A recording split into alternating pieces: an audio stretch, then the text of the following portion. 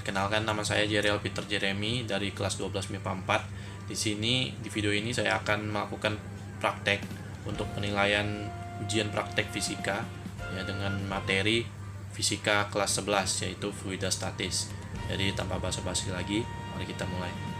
Jadi barang-barang yang sudah saya siapkan diantaranya adalah satu potong lilin ya. Lilinnya tidak usah terlalu panjang, tidak usah terlalu pendek, karena nanti kalau terlalu panjang atau pendek bakal ada masalah di percobaan nanti.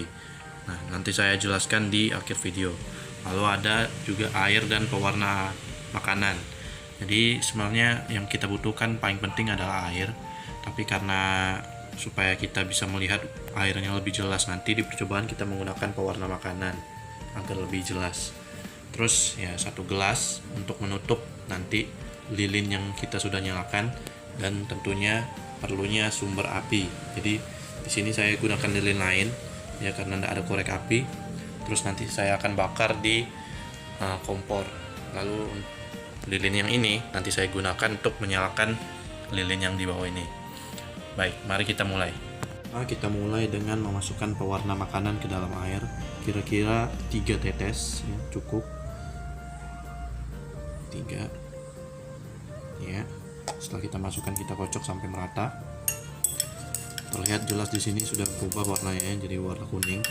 Nah, setelah selesai, kita masukkan ke dalam tempat lilin nih. Nah, kita buka, masukkan secukupnya, jangan sampai terlalu banyak, karena kalau terlalu banyak juga bisa gagal nanti percobaannya. Masukkan secukupnya ya, kira-kira sampai 1/6 dari tinggi lilin. Nah, kira-kira sudah cukup. Baru kita lanjutkan dengan menyiapkan sumber api.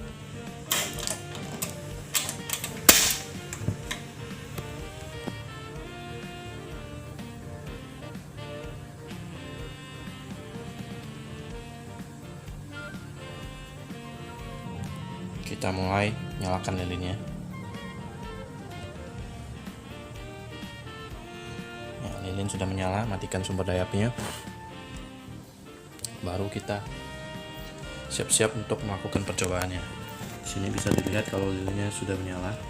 Kita cepat-cepat ya. Jadi percobaan ini adalah kita menutupnya dengan gelas ceritanya. Nanti saat kita tutup gelasnya, air di sini bakal masuk ke dalam gelas. Bisa kita lihat nanti ya. Jadi siap-siap, dan saya akan beritahu kenapa nanti ada yang bisa gagal, ada yang enggak. Karena di sini percobaan ini harus dilakukan dengan seksama, dengan hati-hati. Kalau tidak, percobaan ini bisa gagal. Lihat betul-betul. Sini saya akan menutup gelas, menutup lilin ini dengan gelas, tapi pelan-pelan. Jangan terlalu cepat, jangan terlalu lambat.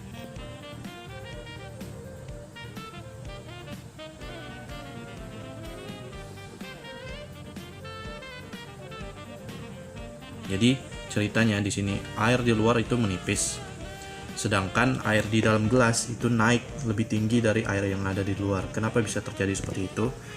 Mari kita simak penjelasan yang satu ini. Jadi yang terjadi di dalam percobaan tadi itu adalah campuran dari beberapa kejadian. Yang pertama, perubahan suhu, terus perubahan volume dan tekanan udara, dan juga kerapatan udara. Nah, di dalam gelas tadi, saat kita sudah menyalakan lilin ya, kita menutupnya dengan gelas, kita bisa lihat kalau api perlahan-lahan mulai meredup gitu kan. Apa yang terjadi? Nah, jadi saat kita menutup lilin yang menyala tadi dengan gelas, oksigen itu menjadi menipis ya, terbatas karena terkurung gitu kan.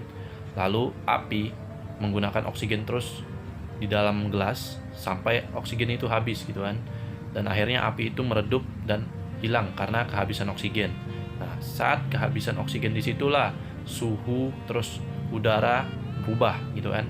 Jadi udara di situ kerapatannya makin tinggi gitu kan, karena perubahan suhu juga. Perubahan suhunya menjadi dingin kan, karena api sudah padam. Lalu kerapatan udara menjadi tinggi. Apa yang terjadi saat kerapatan udara tinggi? Jadi sebelumnya kerapatan udara di dalam gelas itu kecil. Jadi partikel udara itu memenuhi semua gelas gitu kan. Tapi karena saat dingin, semuanya istilahnya menjadi rapat satu sama lain, menyisakan sebuah tempat kosong gitu kan. Sementara yang sebelumnya itu penuh gitu. Nah, sekarang menyisakan sebuah tempat kosong. Nah, volume tentu saja akan menjadi kecil kan, karena merapat menjadi kecil. Terus tekanan udara di dalam gelas ya itu menjadi kecil. Nah, di sini fluida statis bisa dipakai. Jadi fluida statis itu menyatakan kalau udara itu bergerak dari tekanan yang tinggi ke tekanan yang rendah, sama seperti misalnya air dari tempat yang tinggi ke tempat yang rendah. Cara kerjanya sama gitu. Jadi saat kita menutup gelas yang tadi, tekanan udara menjadi kecil di dalam gelas, otomatis udara dari luar itu masuk ke dalam gelas kan, masuk ke dalam tempat yang disisakan tadi di dalam gelas. Setelah masuk gitu kan, akhirnya air yang di dalam gelas itu naik gitu. Kenapa bisa begitu? Karena didorong dari udara luar. Nah, air naik sehingga menyebabkan air yang di dalam gelas itu lebih tinggi dari air yang di luar. Sampai di sini bisa paham? Beberapa pengecualian saat kita melakukan percobaan tadi itu lilinnya jangan terlalu panjang atau terlalu pendek. Jadi tadi saya sudah bilang di pertengahan video kalau lilin itu jangan terlalu panjang. Kenapa? Ya. Saat kita menggunakan lilin yang terlalu panjang, itu yang terjadi adalah karbon dioksida bakal memenuhi gelas gitu kan, di dekat atap gelas. Nah, karena dia terlalu panjang, itu kan dia bakal terkena karbon dioksida dia sendiri. Oksigen masih ada di bawah gitu kan, belum bisa menyampai ke ujung lilin, sehingga lilin itu bakal mati gitu. Apinya langsung padam, dan ini dianggap gagal.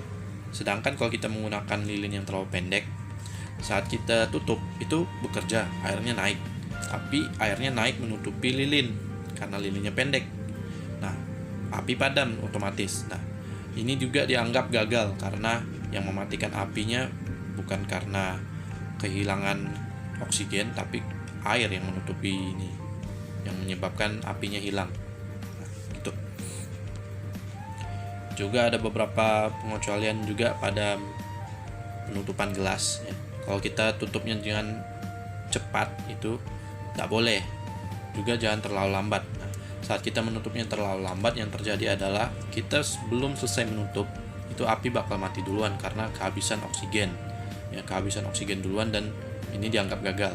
Kalau terlalu cepat, yang terjadi percobaan itu seolah-olah berhasil, api tetap menyala di dalam gelas dan perlahan-lahan bakal mati, tapi yang terjadi adalah air tidak bakal bisa masuk karena kita menutupnya terlalu cepat gitu.